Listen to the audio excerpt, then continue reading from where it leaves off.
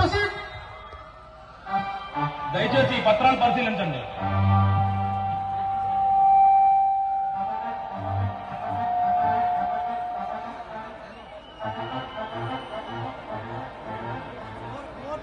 ఏమిటి రాజశేఖరం గారు, మీరెంతో పేరు ప్రఖ్యాతులు గాంచినటువంటి క్రిమినల్ లాయర్, అలాంటిది మీరేంటి ఇలా ప్రవర్తిస్తున్నారు? చార్మినార్, గోల్కొండ కలిసి ఈ రైతుల పేరు మీదుగా ఉన్నట్టుగా చూపిస్తున్నారు. ఏమిటి లాయర్? సారీ మై లార్డ్, ప్రస్తుతం అద్భుతంగా నడుస్తున్న ఈ టెక్నాలజీ ప్రపంచంలో ఇలాంటివి క్రియేట్ చేయడం పెద్ద పనేం కాదు యువర్ ఆనర్.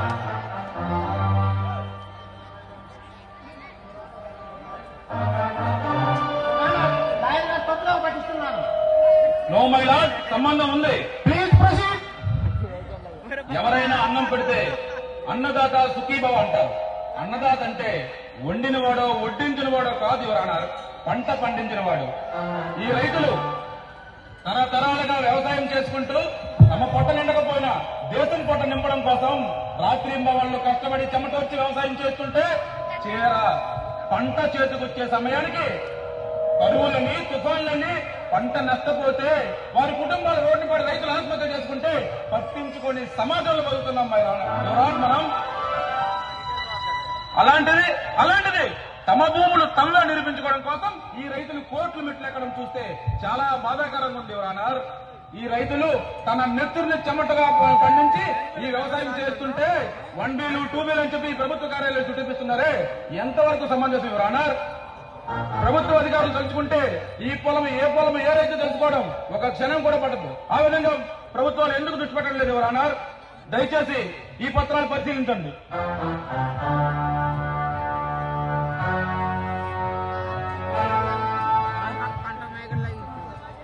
చూశారా మై లార్డ్, ఈ రైతుల భూములే కాదు, ఈ రాష్ట్రంలో మన రాష్ట్రంలో ఎంతో మంది పేదల రైతుల భూములు ఈ దుర్మార్గుల పేరు మీదకి ఎలా వచ్చాయో, ఈ దుర్మార్గులు పేద ప్రజల భూములను దౌర్జన్యంగా కబ్జా చేసి వేల మంది ప్రాణాలను పొట్టలు పెట్టుకున్నారు.